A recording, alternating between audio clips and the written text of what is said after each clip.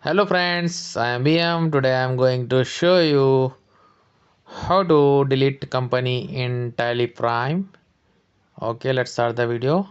Please like this video, subscribe my channel, hit bell icon, click on Tally Prime icon. This is gateway of Tally. Select company, click on company.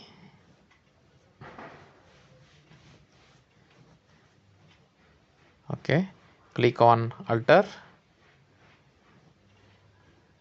This is company. Press alt plus delete for delete company. Okay, click on yes.